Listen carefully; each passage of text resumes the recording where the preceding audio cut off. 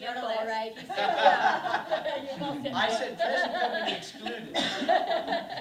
So we're looking forward to hear what Michele has to say. Michele, Chabin or Chabin? Chabin. Chabin, perfect.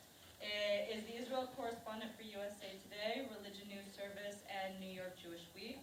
She writes both breaking news stories and in-depth features on anything and everything from the peace process, religion, women and human rights to business, travel, all related to Israelis, Palestinians, and their neighbors. Michele has received 2 first-place awards from the Catholic Press Association, as well as several American Jewish Press Association awards for Jewish journalism.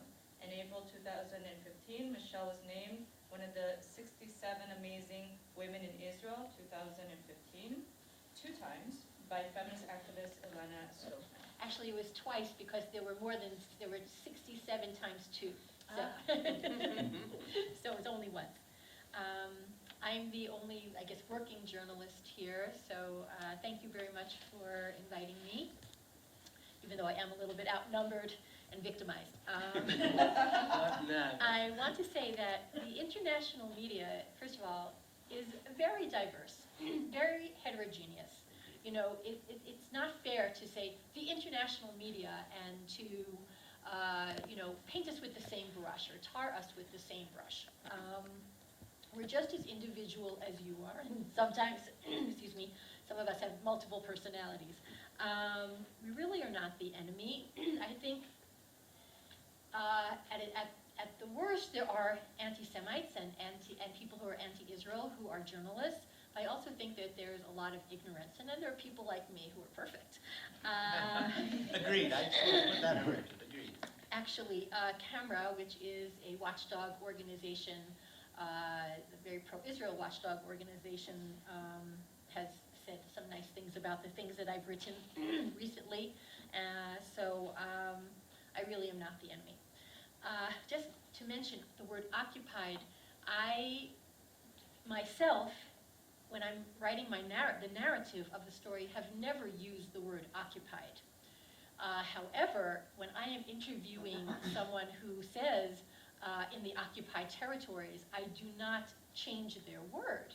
I include it, and when you have many issues, you have to speak with a Israeli government spokesperson, you have to speak with a Palestinian government spokesperson if you're a good journalist, or if you're speaking with an Israeli on the street, as I did, excuse me, as I did today on the Iran story that I barely finished before arriving here.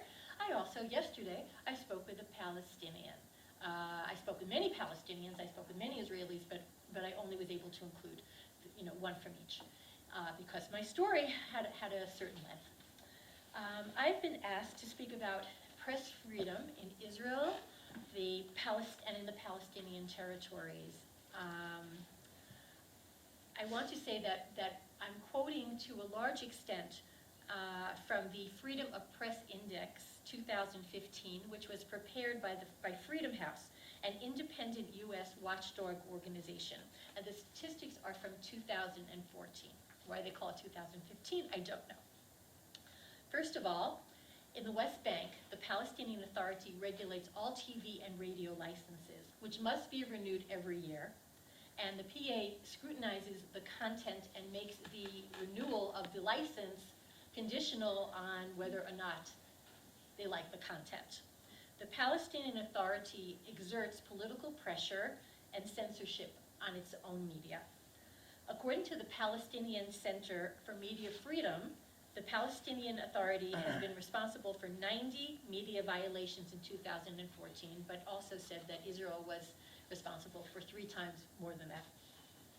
The Palestinian Authority in the West Bank and Hamas in Gaza fund 4 out of the 5 major Palestinian newspapers. Needless to say, there's not a lot of editorial independence going on in the Palestinian areas, which is not to say that there are not really some really extremely good articles.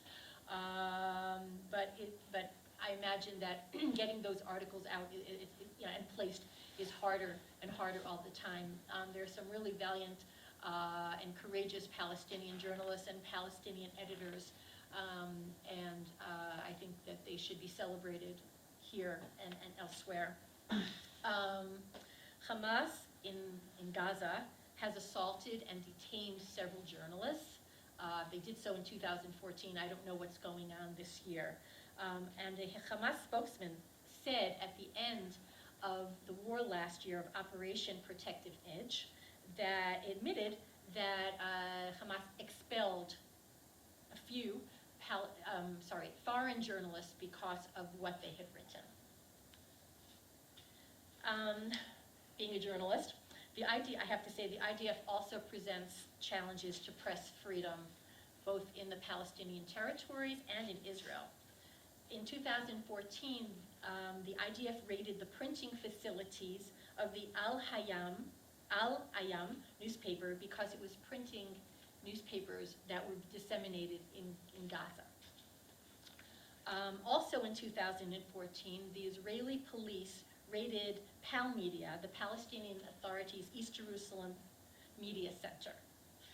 I have to say, with first-hand experience, Israeli forces, whether they be the border police or the IDF, they limit press movement, the mobility, the ability to go into certain areas. For the Palestinians, it means stopping them at checkpoints or delaying them at checkpoints, which if you're going to a press conference, you're going to an event, and it takes place at 2, it's supposed to take place at 2 in the afternoon, and you can't get there till 4, that is a violation of press freedom.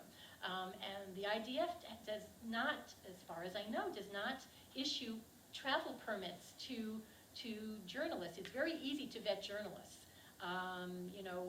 The government press office of the State of Israel is vetting journalists all the time and makes it very difficult to get a press card, believe me. But I think that the Israeli government has an obligation to vet certain journalists, who are responsible and who are professional, and to let them in and not to have to wait, for 2-3 hours at a hot checkpoint and maybe just turn them back. Also, by the way, Palestinians, with the exception, I think, of some doctors, are not allowed to bring in their vehicles into Israel, which also means a lot more travel time. And you can imagine how hot under the collar, your average Palestinian journalist is after, standing at a checkpoint. So, also, and this is not only true for the Palestinians, the IDF, the Israeli military, sometimes will designate an area where a demonstration is taking place, an anti-Israel demonstration is taking place, as a closed military zone. It might be for the journalist's own safety, because God knows, several journalists have been hit by projectiles, whether they be rubber bullets or tear gas canisters or whatever it is, and it's believe me, it's not so safe to be a journalist at a demonstration these days, and actually it's never been. Press freedom in Israel. Compared to Arab countries, Israel is an absolute bastion of press freedom. It is an honor and a privilege to be able to be a journalist in Israel, and getting a posting to anywhere in Israel is a plum assignment. I actually live here. I wasn't posted here. I've been living here almost 28 years. This is my home, and I was an editor before I became a journalist. But regardless, this is a great place. This is a great place to live and a great place to work. At the same time, though, Israel ranks only 61st out of 148 rankings of 199 countries and territories. I mean, for example, why is that? Because Israel shares a ranking with a couple of other countries. I forget which ones, but they're definitely developing countries. The media here thrives. There are 12 daily Hebrew newspapers, in addition to weeklies. And there is, of course, the free Yisrael Hayom newspaper, which has a very pro-Benjamin Netanyahu bent. It's a free newspaper, and that, in and of itself, is problematic because it it makes it more difficult for newspapers that charge subscription fees to continue. And journalism, as you know, is not a career you want to go into right now. While Israel enjoys, quote, a lively, pluralistic media environment where press freedom is generally respected, according to Freedom House, there is military censorship. There are the travel restrictions I mentioned. There are gag orders, some of which, who knows why, and also some political pressure on journalists and editors of newspapers. This creates hurdles for us. From a positive point of view, freedom of information in Israel is rooted in law. And it is possible for any media organization to go to court and to ask for any demand, a great wealth of information. And the court system is generally very favorable towards the media, and generally grants those secret documents, whatever they are. As I said, this is a really fantastic place to be a journalist, but it has its challenges. I look forward to your questions. Thank you, Michele. Okay, so as moderator.